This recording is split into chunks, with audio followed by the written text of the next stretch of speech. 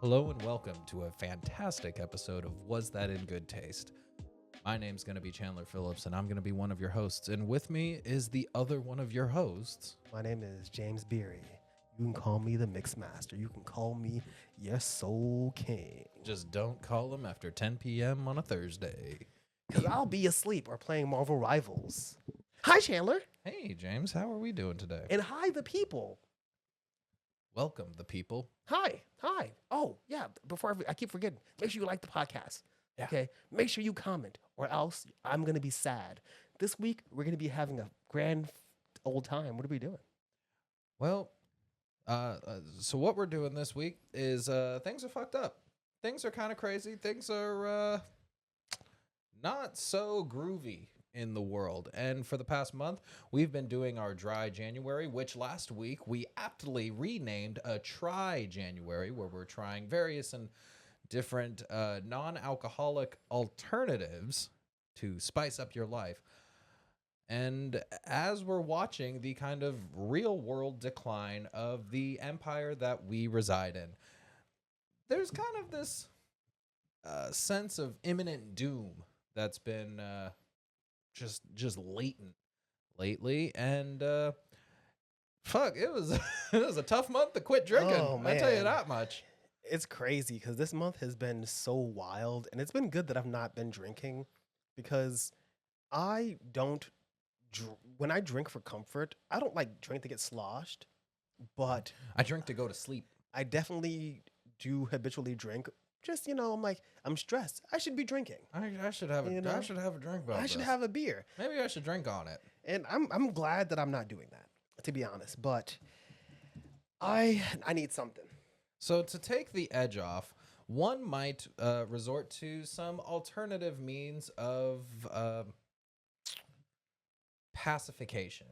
And I'm not going to say that what we're doing today is one of those alternatives, but what one could do if one was looking and seeking an alternative to inebriation that might not be so taxing on the liver and might still give a certain euphoric sense of Ooh.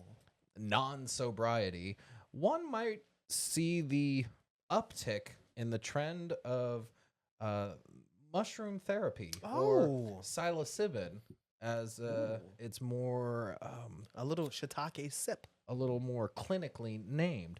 And so what one may do in these certain times of crisis is one may contact their affiliates and procure any sort of variety.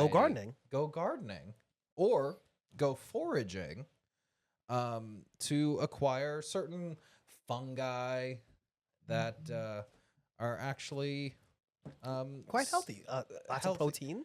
and yeah, they got protein. Not and a vegetable. they are in fact Closer to meat, right? It's closer to animal flesh, right? Yeah. it's just a different part of the life cycle, man. Yeah.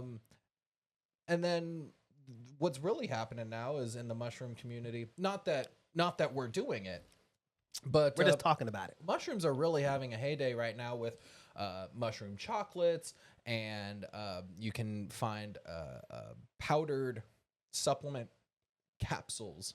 Kind of, they look like psyllium husks, like that you would get for like fiber supplements. And I believe the term that the kids are using is microdosing, Oh. and it gives kind of a sustainable feeling of slight euphoria, slight paradigm shift, and can help with anxiety and depression. And boy, are we feeling both anxious and depressed lately. Lots of that going around today, Chandler. And I don't know about you, but I definitely need something to assuage the large amount of stress, the overwhelming sense of doom, of impending fear that is looming over my life. And one of the problems that we ran into thinking about like how if even we were to try to bring this substance onto the show, one of the biggest problems is it doesn't really take effect until a good 45 minutes to an hour later. And by then, well, we'd be done podcasting. Mm-hmm. Mm-hmm. However, there are certain tricks of the trade that can help circumvent these time constraints.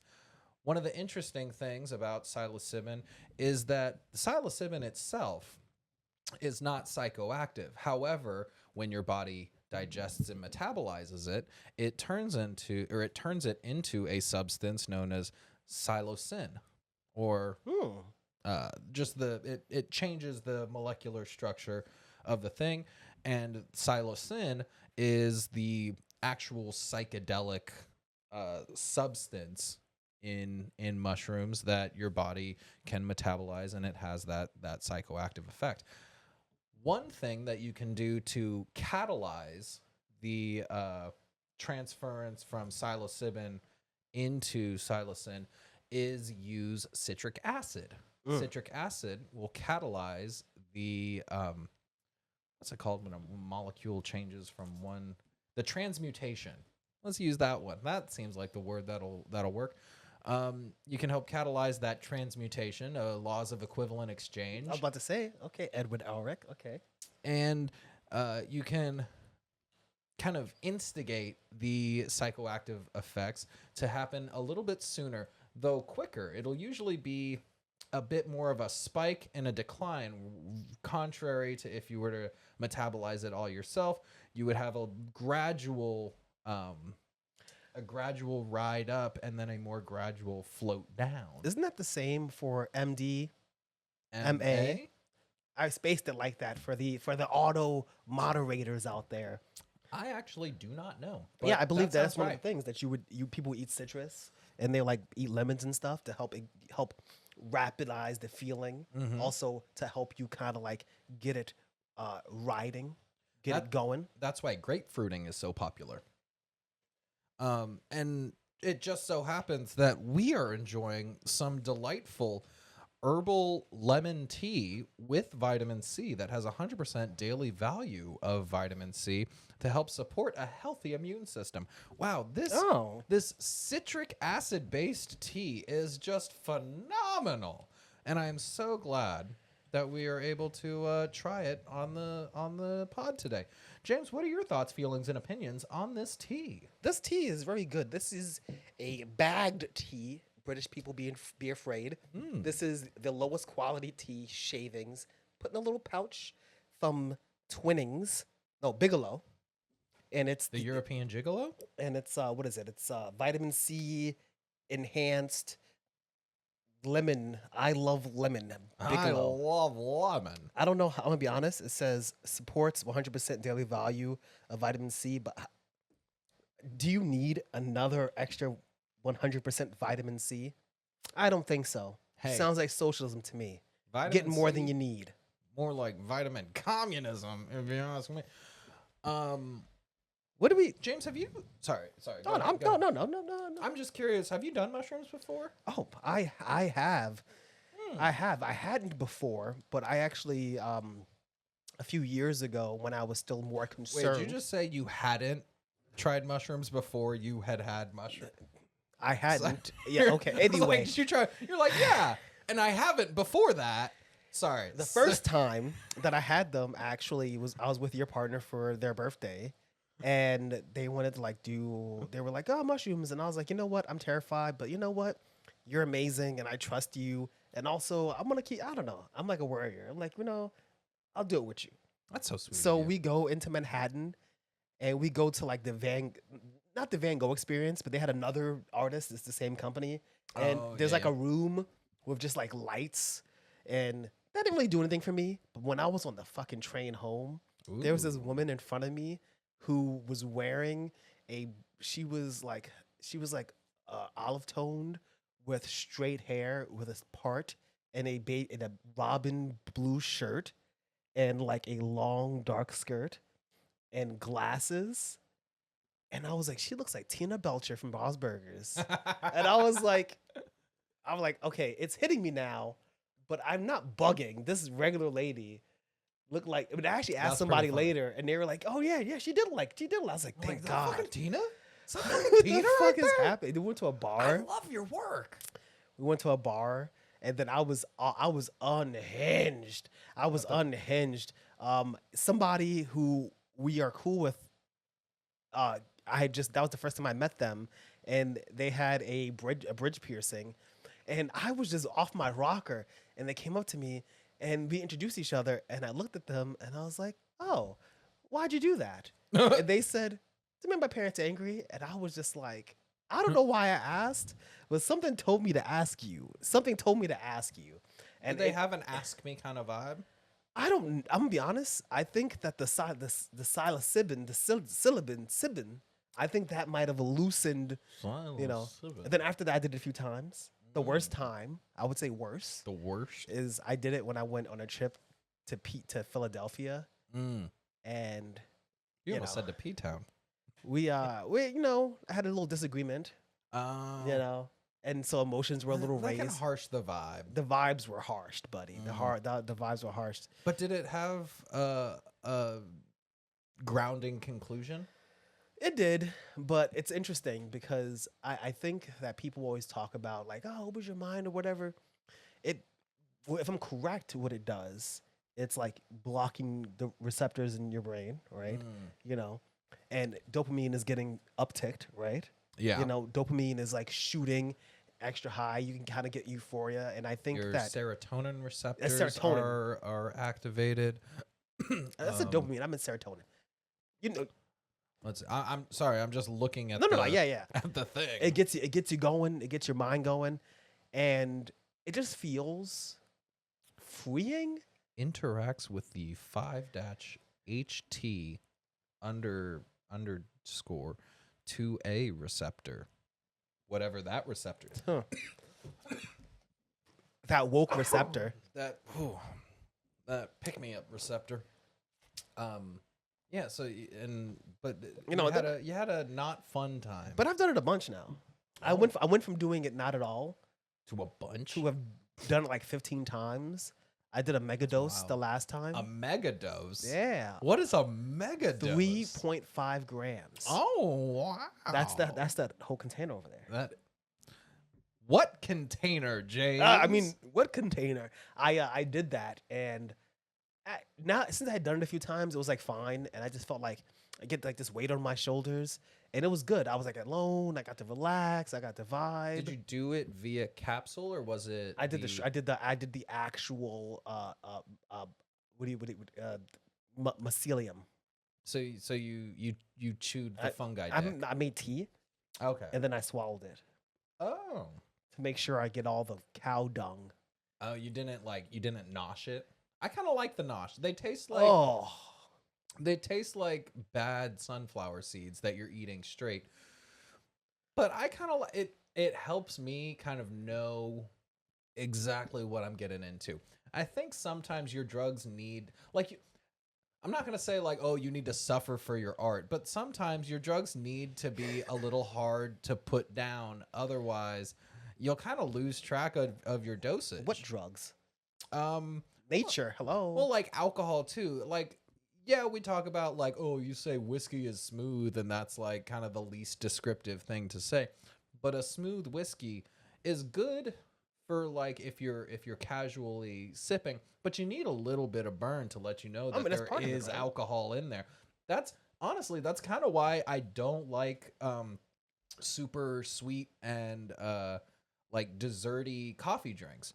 Because if I get something that like is delicious, like if I get what I actually want from a coffee shop, which is usually it's a double dirty chai with like a little bit of like sweetener. That sounds kind of good. Oh, it's delicious. But I drink it way too quick. Then I'm out of my chai and I'm over caffeinated. And so I have to kind of in order for me to dose myself out, I opt for black coffee because the bitterness lets me know exactly how much of the toxin I'm putting into my body. So it seems like a joke, but part of the enjoyment, and this is the aspect, right, where I think we're getting into like a whole taste thing when it comes to.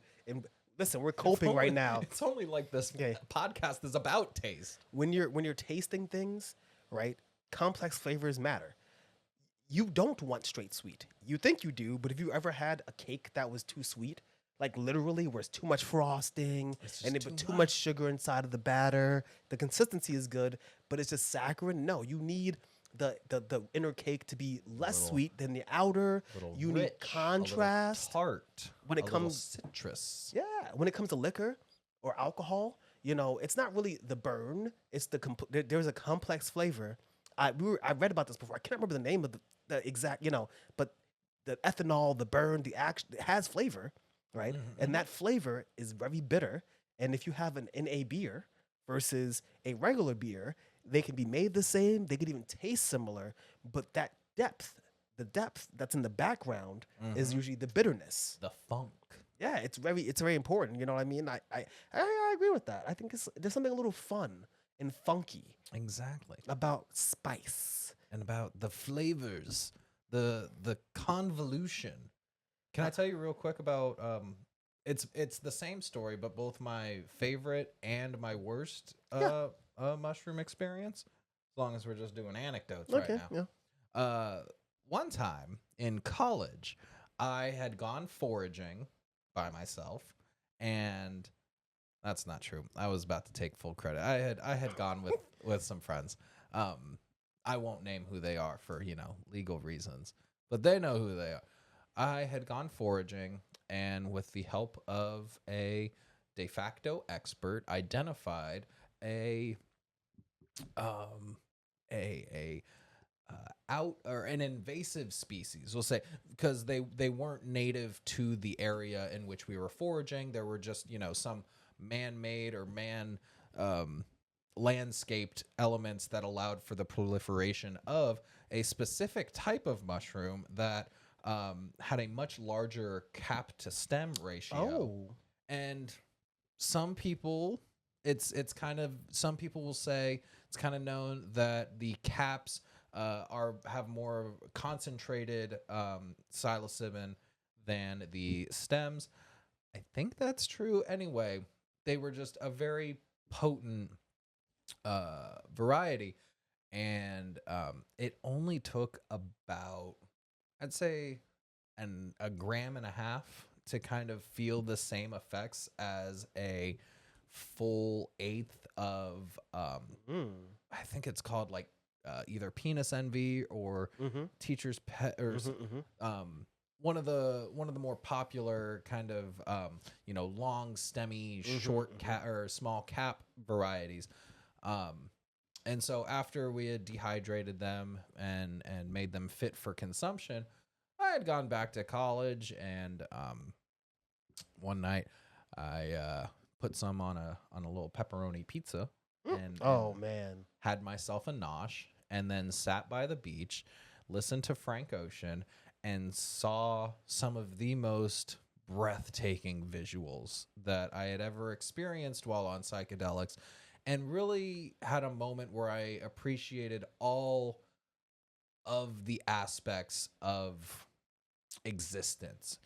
I felt really in tune with the crashing of the waves. There was one specific sensation that will stick with me from time eternal. It's the little bit of silence that comes when the water draws back and is about to crash into a wave, but that little bit of that silence right before the I love it. No, I love it. It's like a bated breath. It gave me chills, and in that moment, in that anticipation, I feel like I became in tune with a certain part of nature and a certain part of myself, and there was, I feel like my brain chemistry was changed for the better in that moment. Then later on, as the sun went down, I started getting just kind of not as intense visuals or as intense euphoria, but just kind of like making these fun little, like you could feel the synapses firing. Kind of like when you're laying and taking a nap and you don't like fully fall asleep, but you know that you are getting rest, and like your eyes are closed, but your brain is just kind of making these loose associations that you're just kind of letting it ride. And then after that, I had come back to my dorm room and I had went and taken a shower because I was like, I was sitting on the beach. I was covered in sand and dirt. And at the time, it was lovely. I didn't want to go back into my bed covered like that. Of I course, wanted a yeah, nice yeah. cleansing shower. So I took a nice long shower. However, it was a bit hot.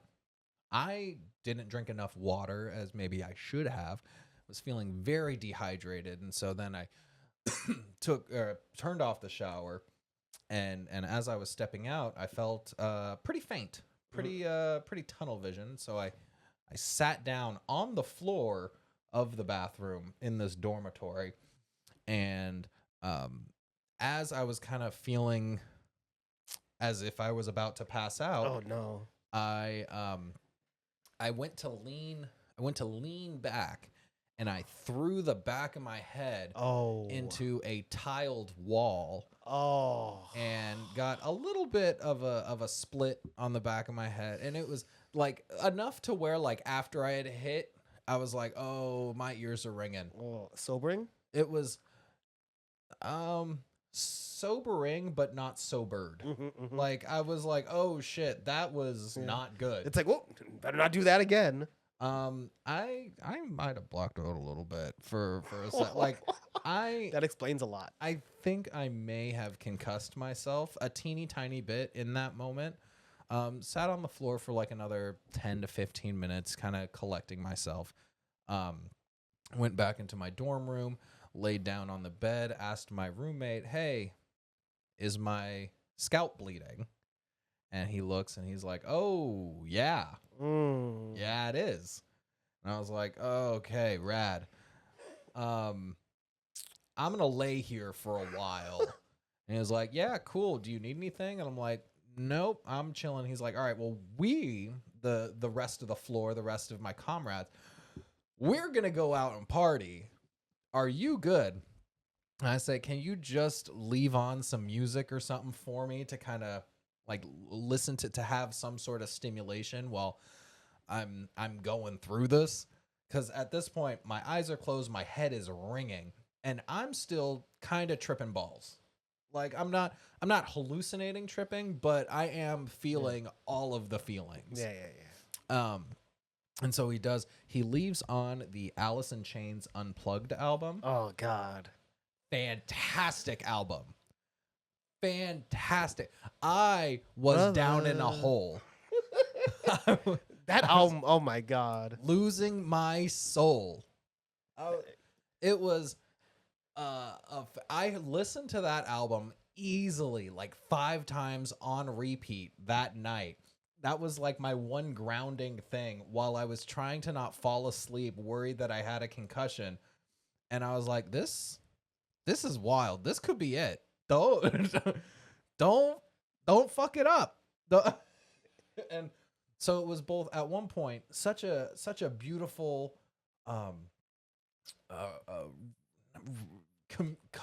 communion with nature, and then a confrontation with my own mortality. And in that confrontation, I felt myself become so passive to it. Not passive enough to let it happen, but to become like at peace with what was happening. Mm-hmm. And there was the urge to resist, but only to resist the bare minimum. AKA dying. AKA He's die. like, Yeah. I'm gonna stay alive. I'm gonna stay alive. I'm not gonna be happy about it. I'm not gonna be enjoying myself, but I'm gonna make it through. And the way this loops back around into what I'd like for us to talk about this episode is the confronting reality, because we are in a reality right now that I don't think a lot of us want to be in.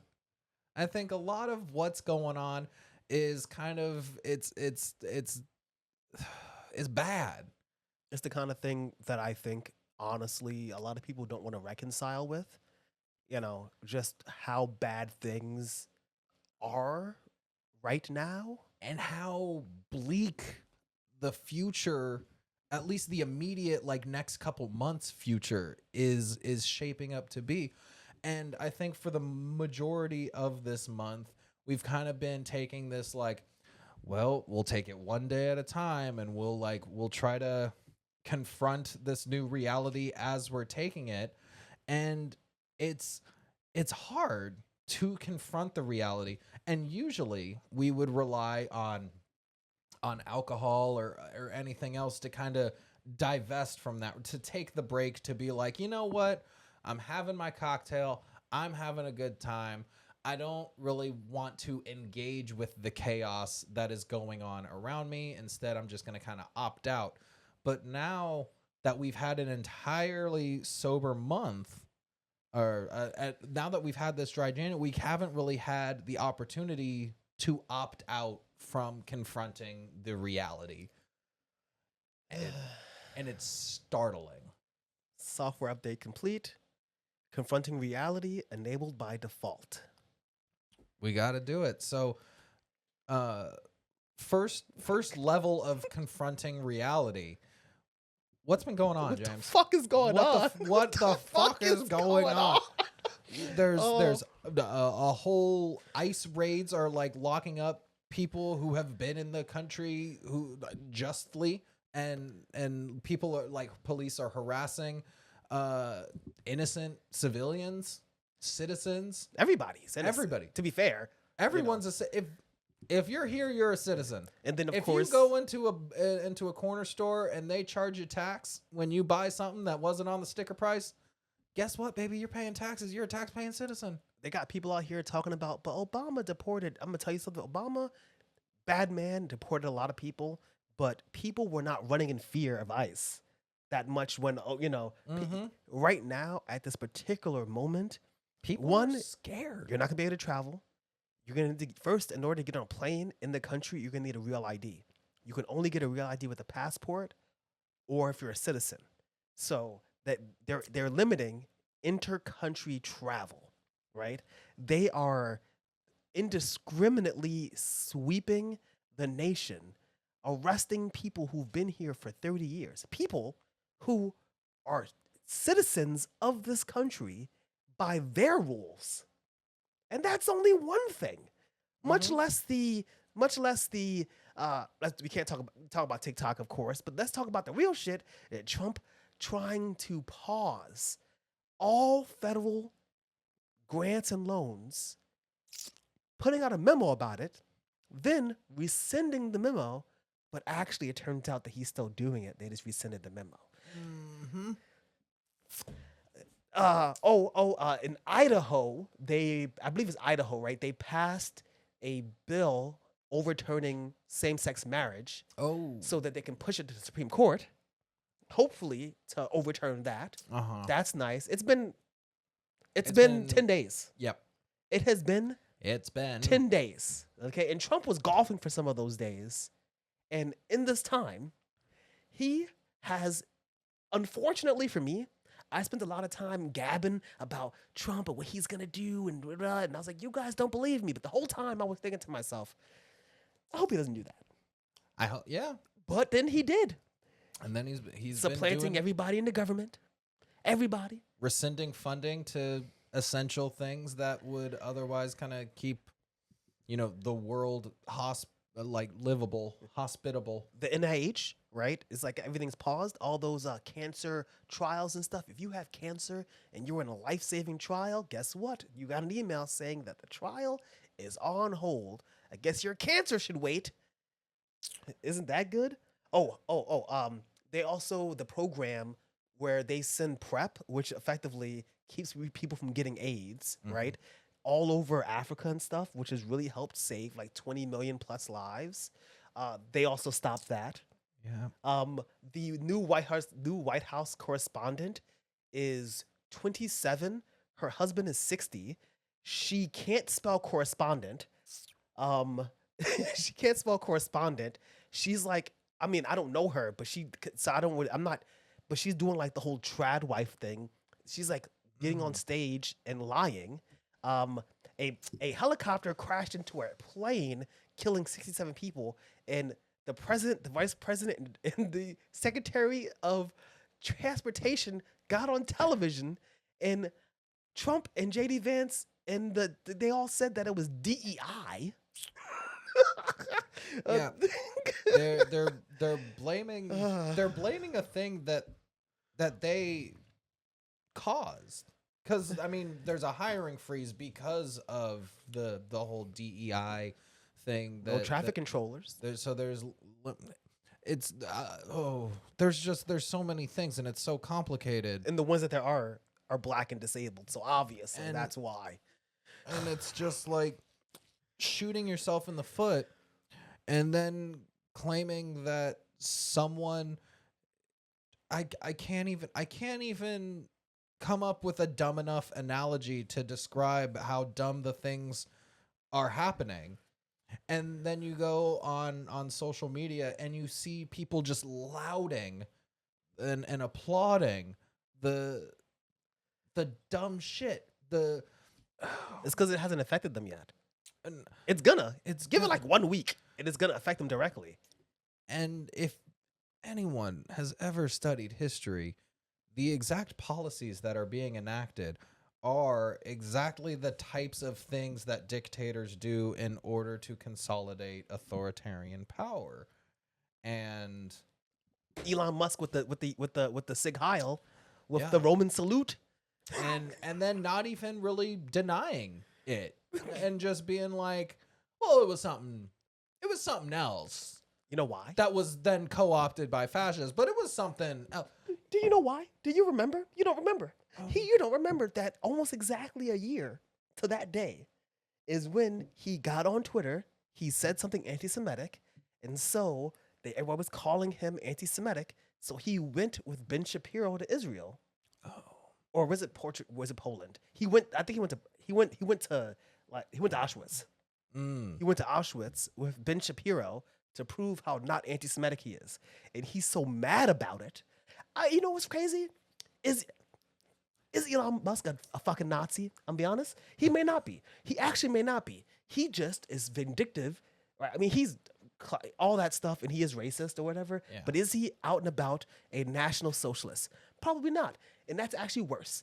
He literally is probably hitting the old Roman salute and doing all this stuff and Skyping into the new, socialist nationalist party in Germany, not because he even believes it, but because he's mad that his anti-Semitism got called out and they made him go and learn about Jewish people.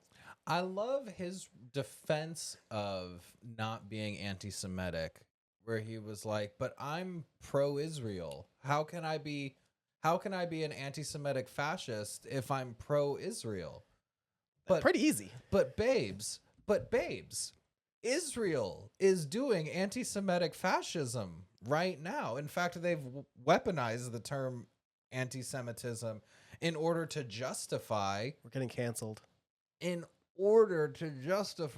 violations of the Geneva Convention and really like humanitarian, like the human right. They're doing genocide and saying that any criticism of genocide is anti-Semitism, and that's anti-Semitic. I'm just saying, Israel, when they release people, it's 100 prisoners in exchange for 3 hostages.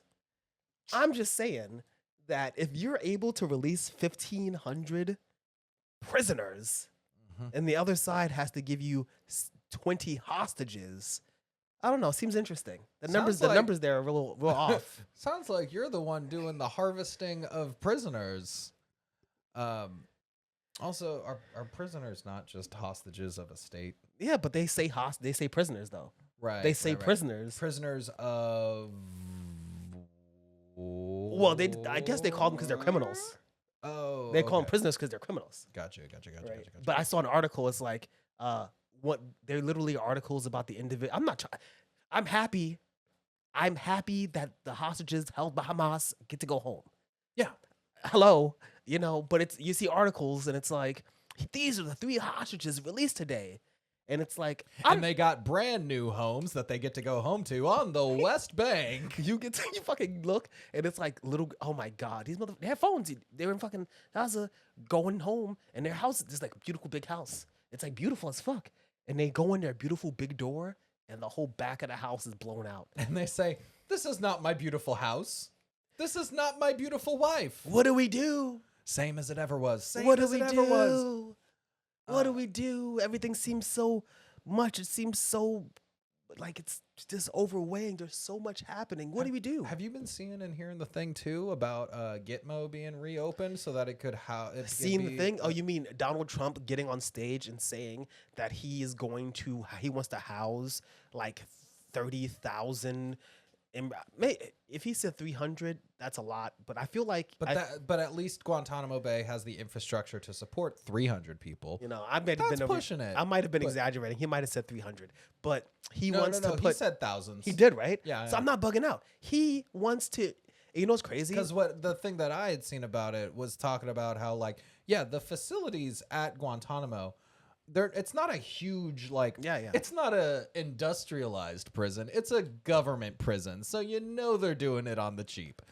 You know what I love? If it were a privately owned prison, they would be cell blocks on cell blocks, and it would be ran much more efficiently exploitative of the labor and the personnel who were put there. But instead, they're just gonna put detainees. That's the thing too. It's not even people who are found guilty of crimes.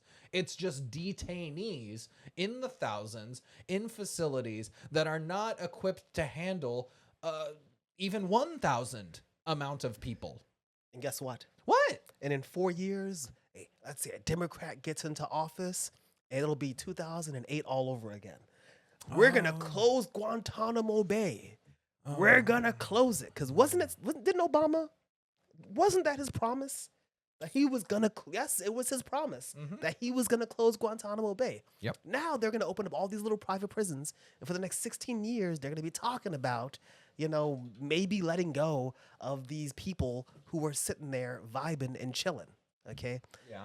I'm You vexed. You a little fired up? I'm fired up. You a little F-U'd? I am fucking vexed. Yeah. So now that we've confronted the reality of what's going on, and even that is just what we know. We don't know what we don't even know. And I know that sounds real conspiratorial. I was thinking about this the other day. We will never actually know what happened. Period. 100%. And you, the viewer, are probably thinking, but Chandler, what do you mean? What happened? What happened when? Exactly. In the room where it happens. They say they just released the JFK files, and I'm guessing it's gonna be like 90% redacted lines. It has to be.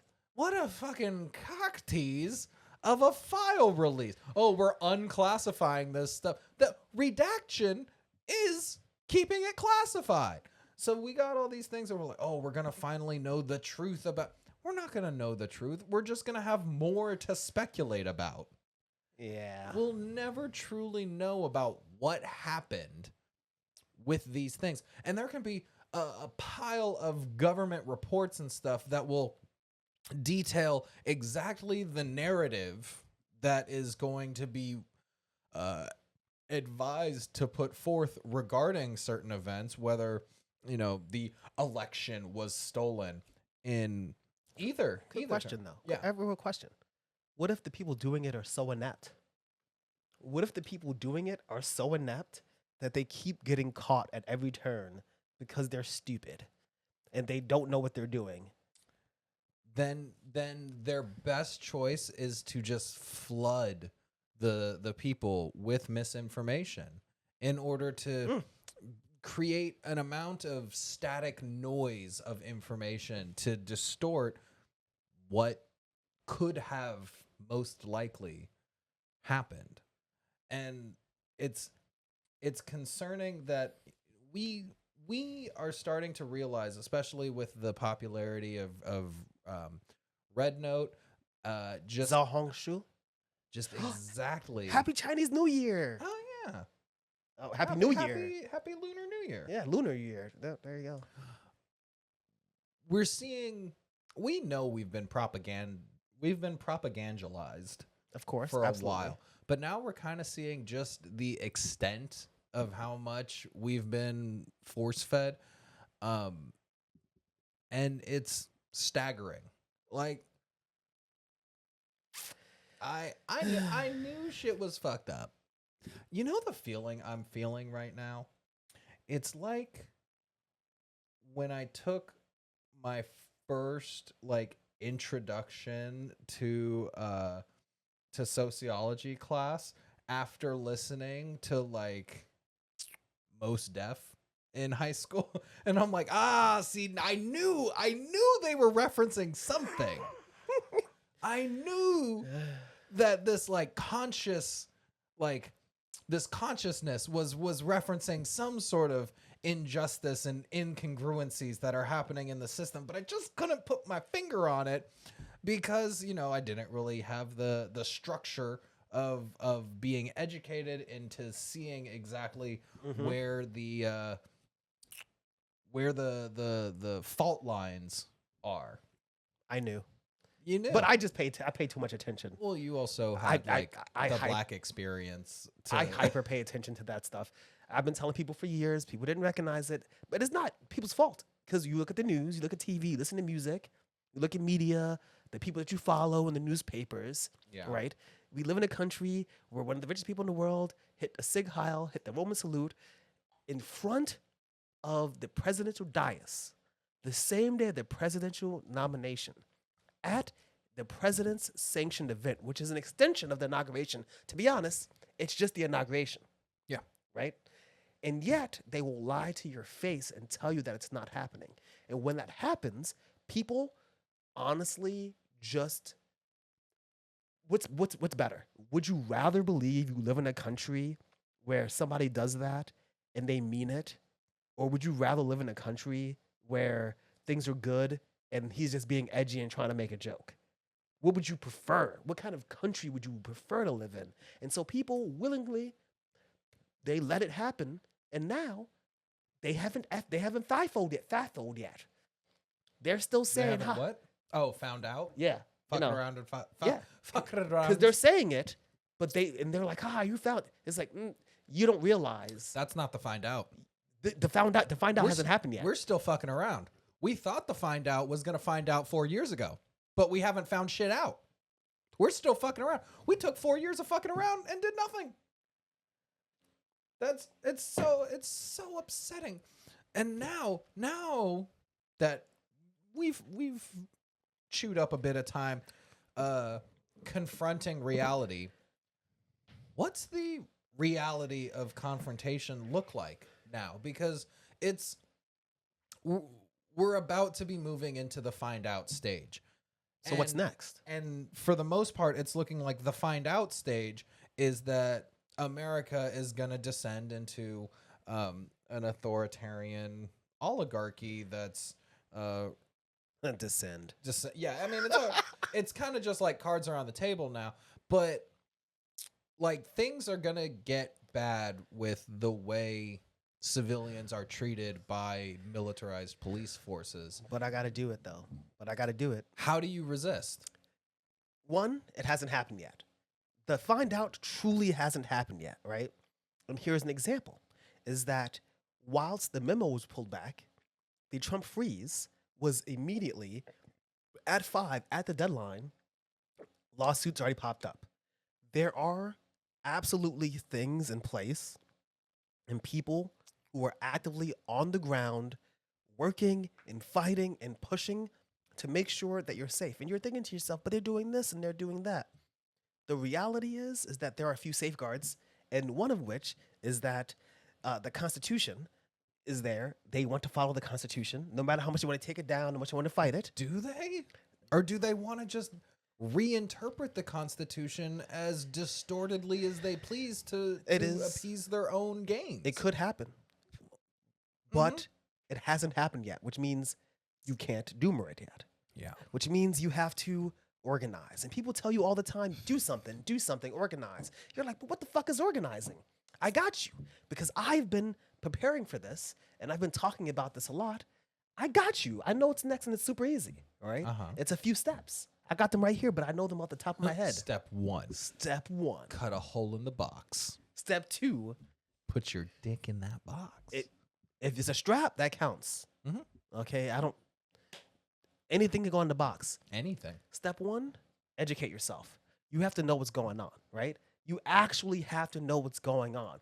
What that means is that you have to read. When I say read, knowing what's going on, you can't read the newspaper. You got to read books.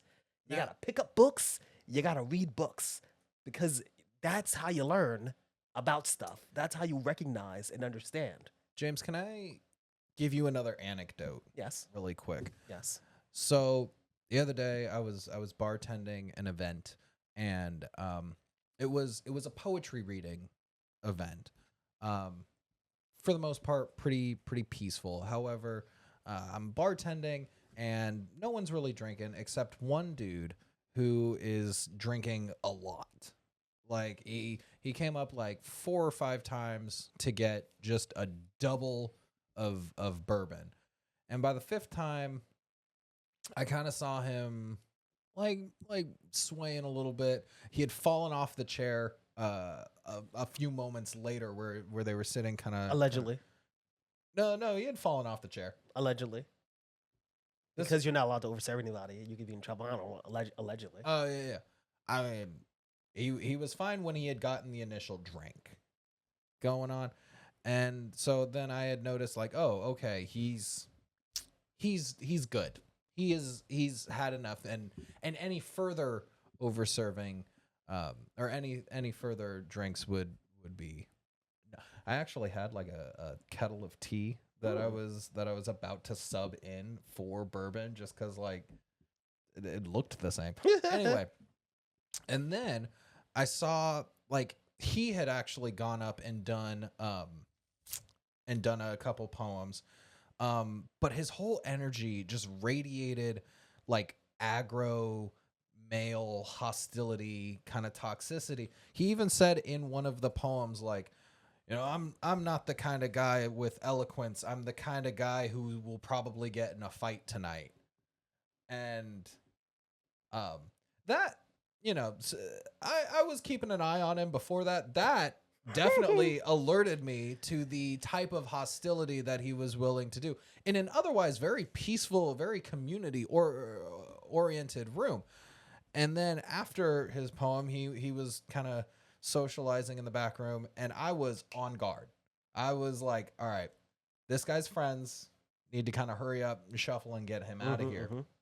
Because the manner in which he was engaging with the other people in the room, he was talking very he was froggy. He was froggy. He was doing the thing like, you know, he was doing like this kind of like bro dude. Like, oh yeah. Like he's just up in someone's face. But well, like, you like to wait? I don't know about.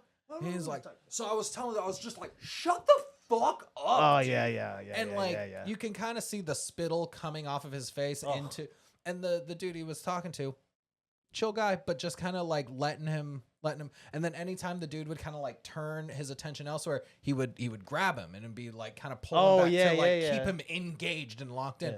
Except anytime a woman would walk past, he would then turn his attention towards her and be like, oh, hey, what's your... And at that point, I'm like, okay, if he continued, it still hasn't gotten to the point where I need to kick him out, but his energy and his vibes were just rancid.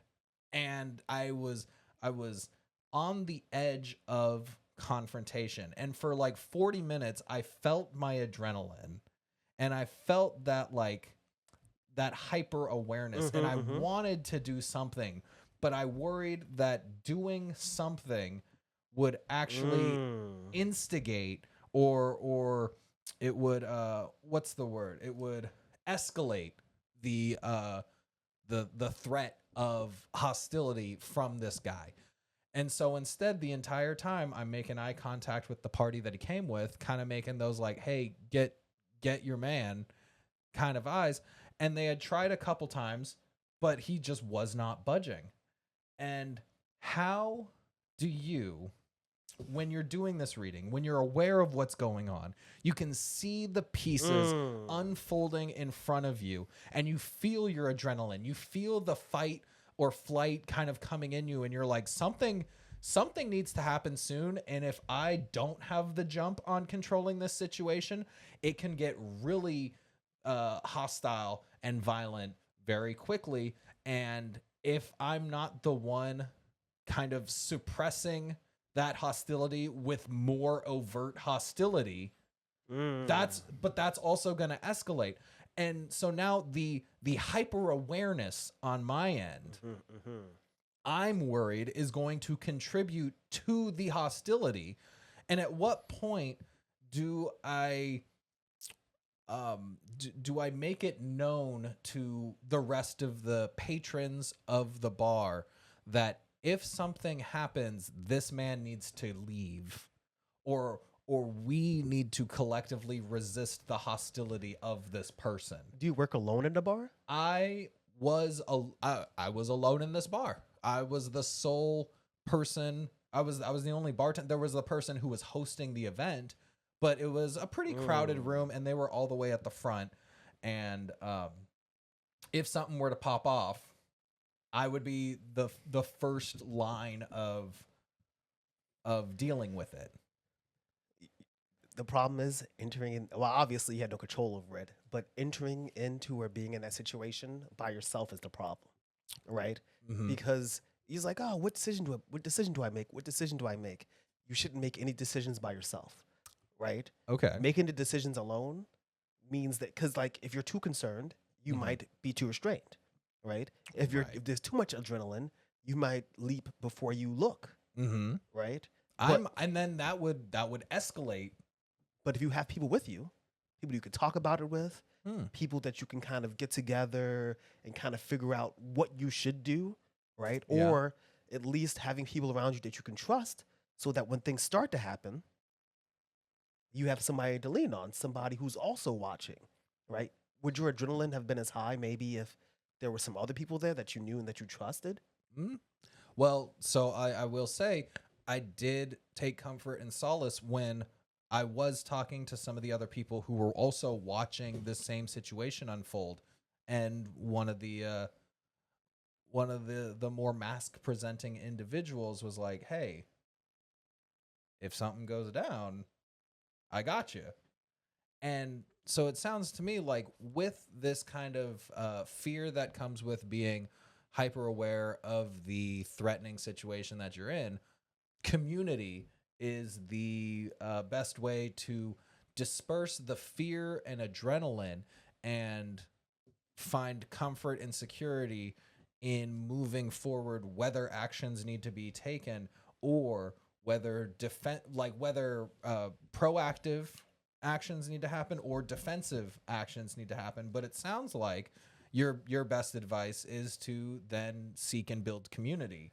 I mean, for always start close, right? Whenever anything is happening, the first thing that you want to do, right, is people always say your neighbors, but it's about starting close. The people that you're interacting with. So in that instance, you were in a bar, right? People are there. You spoke to them, right? Yeah. You have to start with who is directly around you. That also means knowing them, right? Because you know them, you know what their goals are. You know what they're about. You know what they're about. You know who has your back, right? But the problem is that like in life, like that's like a bar. In life, you have to be careful who you associate with, right? But the way you get around that is by maintaining your education, right? Okay. So I always say like go to an organization, go to a nonprofit, like go to your socialist bookstore or something, right? But if you don't know what you're talking about, you haven't done any reading, if you're not educated, if you're not keeping up, if you haven't had any opinions, then you are likely to go into some of these spaces and you could be influenced by the wrong people, right? Or you might find yourself going down a path that doesn't really fit with you, where the people are like mean, but you agree with that thing to say, but they're like jerks, but you think because you agree with what they say.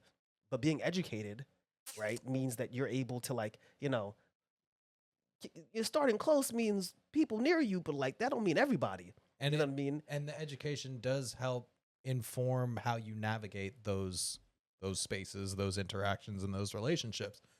Absolutely. So what's step 2? I mean, start close. Start close. Start close. Then what's step 3? I mean, so this is all, you know, these are all foundational because I'm not here, a stranger on the internet, telling you what to do because you should never do that. One, find resources online, but always, always, always rely and interact with people in real life. That's really it. That's really it. Because everything else I can tell you, it's like, make sure spaces are accessible, obviously, right? If you're organized and you're communicating with people, if I don't care if nobody else is doing it, you have to be the one who's like, oh, is everybody here? Can everybody here eat? Does everybody here have what they need? Do people, like somebody has to do it, nobody's doing it, it has to be you, right? Yeah. People have to do that. But overall, if you're educated and you actually interact with people in real life, that solves most of your fucking problems. Because the sugar thing, make a joke right before we wrap up, right? Yeah. Is that people always say, oh, yeah, you go to your neighbor and borrow a cup of sugar. You would think to yourself, why would I borrow a cup of sugar? But actually, does it make sense? If you're going to make brownies once every few months, and then you constantly buy brown sugar, but you keep forgetting that you have brown sugar, right? You keep doing that, wasting boxes, wasting plastic. The brown sugar gets infested or something. It keeps happening to you. Why can't you go next door and ask your neighbor? You should be absolutely able to go to the people around you, right? And guess what? They would. Even if they don't know you, I'm absolutely certain that they would. But you're not conditioned to do it. You're taught not to do it. You're coerced and your consent is manufactured against doing it. Don't allow them to do that. Ain't nobody can stop you if what are you gonna do? They cannot come in your house. ICE can come in your house without a warrant, right? If everybody in your building's hip, I'm not trying to say do nothing. I'm not acknowledging that. Know your rights. Yeah. That's education. rights. Stay close. Stay woke, my gente. Yeah, we're running out of time. I'm sorry. No, that was fantastic. Yeah. That was very succinct. It's very succinct. I think we've at least helped me kind of clear some of the internal anxieties that I've been feeling this past week. Listen, Um, I'll be real. Shit, there's a lot of stuff that's really scary, but it's on purpose. And the reality is that lots of people have tried. And I'm not saying that this system is great, but the one thing about this system is that it's hard to just upend, right? Yeah. That doesn't mean that Trump is not going to go in there and tear shit up so much that your life is not going to be fucking hell for the next 20 years, right? But, jackbooted thugs on the streets, like in the 1940s, no. We live in a different era. We live in a different time. We live in the era of crypto fascists. You know what I Yeah. mean? We live in a different era. So, I'm going to hit this before we run out of time, right? Fantastic. Remember, Drinking is not required. you know what? You can have one. Yeah. You can have one. As a treat.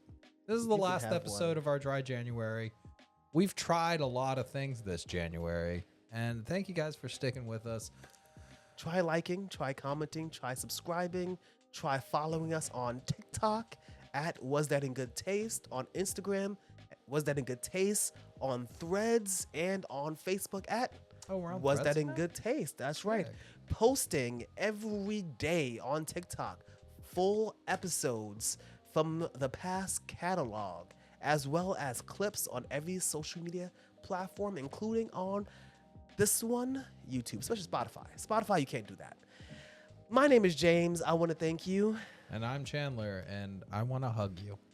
And we already said the drinking thing. Yeah, that's it. Goodbye. Bye.